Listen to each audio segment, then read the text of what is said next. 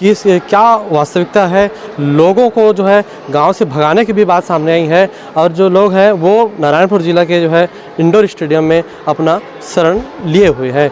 क्या कुछ मामला है, यहाँ पे जो है बहुत सारे लोग भी बैठे हैं, हमारे साथ बातचीत करेंगे कि किस तरह से इनके साथ घटना हुआ है और क्या कारण रहा है कि ये जो है आज यहाँ पर बैठे हैं और यहाँ रुक रहे हैं। क्या नाम है आपका? मेरा नाम अंकलू राम करंगा है सर। कहाँ के रहने वाले हैं? ग्राम मालिकनगर में। क्या घटना हुआ आप लोग के साथ कि आप लोग को घर को छोड़कर आना पड़ा और यहाँ आप रुके हुए? मेरा क्या है सर, हम लोग धर्म परिवर्तन करते हैं करके हमारे गांव में कुछ दिन पहले 3 रविवार को मीटिंग रखा गया था सर। उसमें क्या है कि धर्म बदलना पड़ेगा और तुम लोग को ये नहीं बदलोगे तो हम और जान से भी मार देंगे करके हम लोगों को पहले से मीटिंग रखा था। मतलब हम लोग इसी को चर्चा करने के लिए हम शुक्रवार 16 तारीख को रात को 7 बजे मीटिंग रखने के लिए तैयार हो गए थे। चाचा आया था, मैं नहा के आ गया था, हम लोग चाय पी के ऐसे ही बैठे थे सर, कुछ बात भी नहीं किए थे।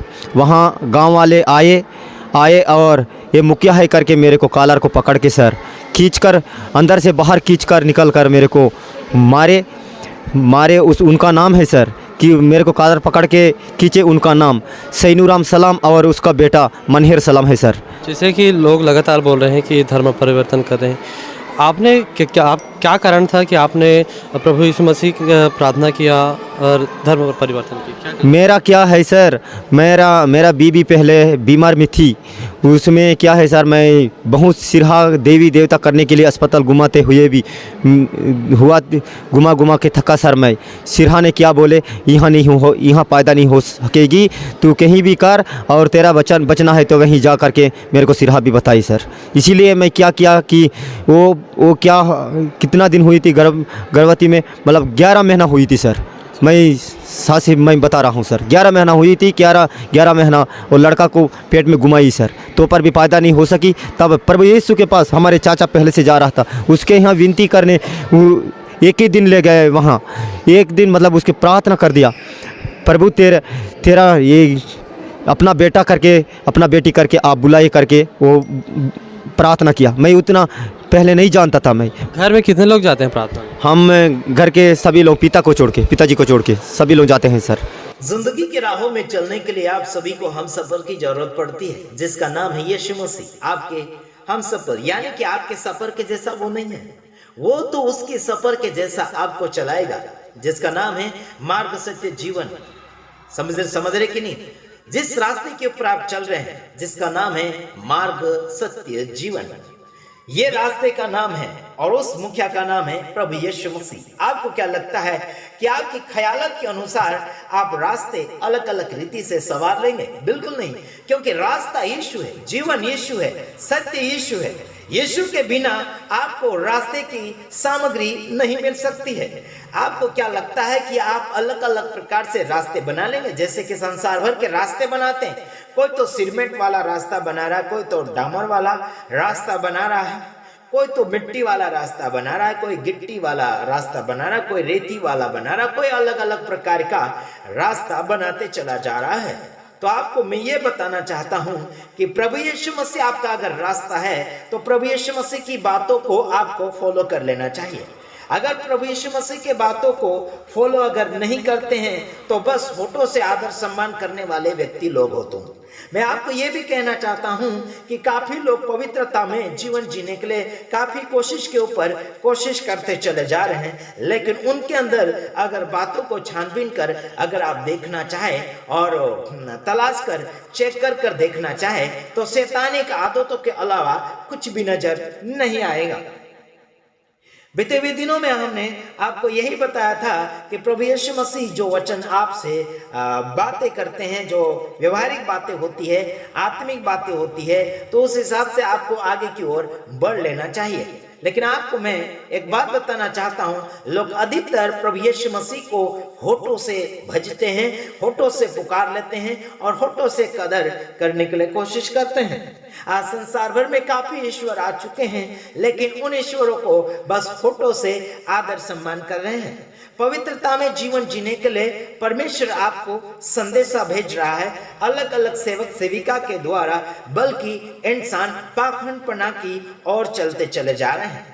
जो ईश्वर नहीं है उसे ईश्वर मानते हुए अपने आप को आगे की ओर फैलाते चले जा रहे हैं और बड़ा धार्मिक और बड़ा अच्छा वक्ता या फिर अच्छा बाइबल का अध्ययन करने वाला या फिर कई धार्मिक किताबों को अध्ययन करने वाला दर्शाने के लिए कोशिश कर रहे हैं।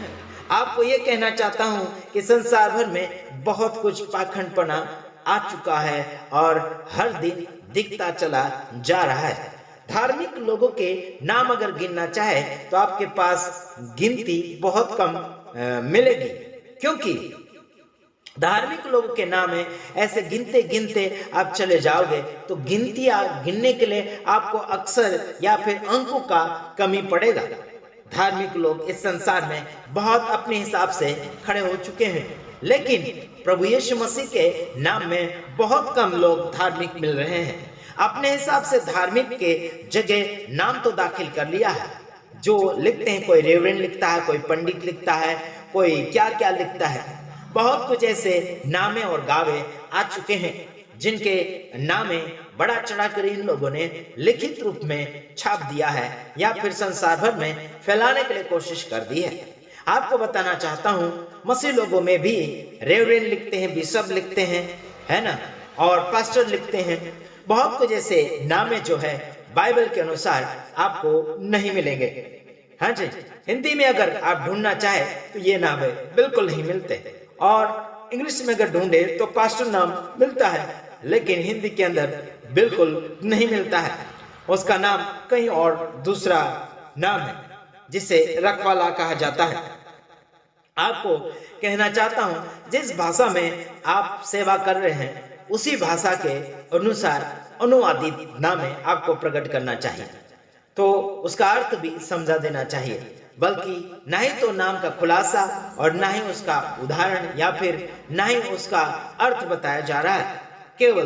केवल अपने नाम के ऊपर बहुत ही सजावटें कर रहे हैं।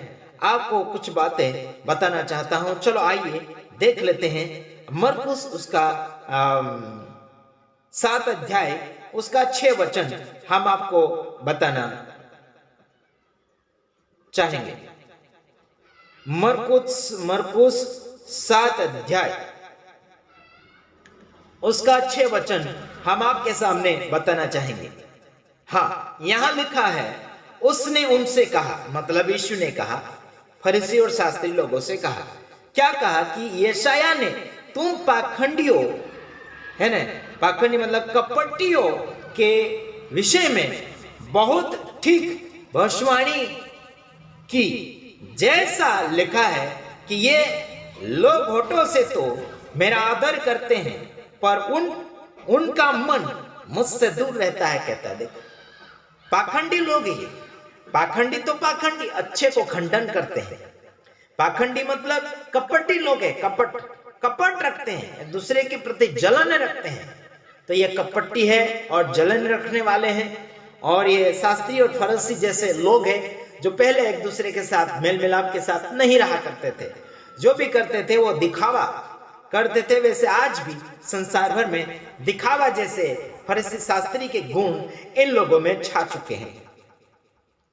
तो इनका मन दूर रहता है, केवल होठों से किसी की भी आदर सम्मान करते हैं, या फिर प्रभु यीशु मसीह का आदर सम्मान होठों से किया जा रहा है, बल्कि इनका मन कहीं और दुनियादारी में लगा हुआ, कोई धन दौलत के ऊपर, कोई बिजनेस के ऊपर, कोई मिलकत के ऊपर, कोई आदर सम्मान के ऊपर, कोई अपना नाम कमाने के लिए, कोई अपनी स्वच्छता व्यवस्था बढ़ाने के लिए बहुत कुछ कारनामे करते चले जा रहे हैं। तो आपको क्या लगता है कि आप होठों से प्रभु की आराधना कर रहे हैं या फिर आत्मा से प्रभु को महिमा दे रहे हैं? आपका मन प्रभु यीशु मसीह को चाहिए, आपका मन के अंदर प्रभु यीशु मसीह रहना चाहता है, आपके साथ आपकी संगति करना चाहता है और आपके साथ रहकर समय बिताने के लिए वो इच्छाधारी है। आपको क्या लगता है, क्या आप परमेश्वर को कहीं जगह दे सकते हैं? क्या घरों में, क्या मंदिरों में, क्या रोडों पर, क्या मस्जिदों में, या फिर कहीं और पवित्र स्थानों को बनाकर रखा है, उसके जगह पर उसे बिठा कर रखना चाहते हैं? बिल्कुल नहीं। वो परमेश्वर कहीं एक जगह उपस्थित नहीं, बल्कि वो सर्व उपस्थित परमेश्वर है जो हर जगह आपके साथ वो हाजिर है। आपको क्या लगता है कि आप संसार भर के कारनामे करते हुए अपनी जिंदगी को आत्मिकता की ओर लेकर चले जाओगे? बिल्कुल ऐसा नहीं हो सकता है। आगे हम आपको यह भी बताना चाहते हैं, आत्मिक लोग परमेश्वर के गिने चुने लोग होते हैं और संसारिक लोग जो संसार भर का जो चौड़ा रास्ता होता है सब कुछ हजम कर लेते हैं, सब कुछ लेकर चल लेते हैं, वो चौड़े रास्ते वाले हैं। सकड़े रास्ते वाले जो आजीबात गलत बातें या फिर गलत रीति रिवाजें वचन से बाहर ये बिल्कुल लागू नहीं करेंगे, लेकिन चौड़े रास्ते पर चलने वाले सब कुछ चला लेंगे और तुरंत ये लोग क्या करेंगे, वचन अगर उनको कड़वा लगा तो वचन प्रचार करने वाले के ही ऊपर लाठी उठाने के लिए कोशिश करेंगे। तो इसी में आप सभी लोग सावधान हो जाइएगा मेरे तमाम भाइयों बहनों। संसार भर में अंत की गिनती लोग गिन रहे हैं, लेकिन उस गिनती के अनुसार सावधान भी नहीं होते चले जा रहे हैं। आपको सावधान होने का बहुत जरूरी है और आगे की ओर बढ़ते चले जाइए। प्रभु आप सबके साथ रहेगा, यही हम आशा करते हैं। सत्य का वचन, सत्य की बातें सबको बताओ, अपनों को, दूजों को, परायों को, दुश्मनों को, सबको सत्य की बातें बताइए। और जो लोग मुझे फोन करते हैं उन सभी का धन्यवाद। अच्छी बात के लिए फोन करें।